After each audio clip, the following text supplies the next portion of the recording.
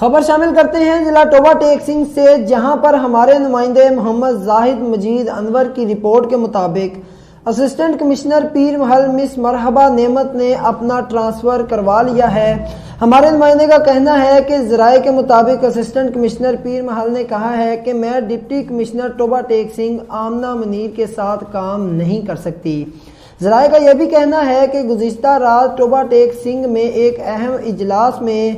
مبینہ طور پر ناقص کارکردگی کی وجہ سے ڈپٹی کمشنر ٹوبہ ٹیک سنگھ آمنہ منیر نے اسسٹنٹ کمشنرز کو الاٹ کردہ سرکاری گاڑیاں واپس لے لیں۔ تمام اسسٹنٹ کمشنر رات گئے پرائیویٹ گاڑیوں کا بندوبست کر کے اپنی اپنی رہائش گاہوں پر پہنچے، تاہم اس سلسلہ میں کسی بھی اسسٹنٹ کمشنر نے اپنا موقف نہیں دیا۔ دلچسپ بات تو یہ ہے کہ ڈپٹی کمشنر ٹوبہ ٹیک سنگھ نہ صرف خود خاتون ہیں بلکہ ان کے ماتحت 3 تحصیلوں میں 3 اسسٹنٹ کمشنرز بھی خواتین تھیں، جن میں سے اسسٹنٹ کمشنر پیر محل مس مرحبا نعمت نے مبینہ طور پر ان کے ساتھ کام کرنے سے انکار کرتے ہوئے از خود اپنا ٹرانسفر کروا لیا ہے۔